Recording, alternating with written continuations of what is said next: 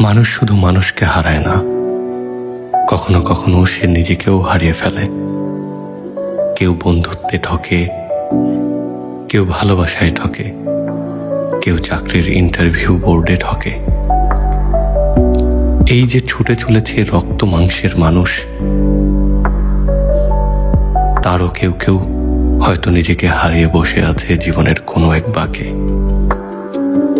মানুষের শখ, স্বপ্ন, আশা হারিয়ে গেলে মানুষের আর বেঁচে থাকার কিছুই থাকে না। বাকি পথটুকু মানুষ নিজেকে কেবল বয়ে নিয়ে যায়। এক ক্লান্তিকর যাত্রাপথ শেষের অপেক্ষায়।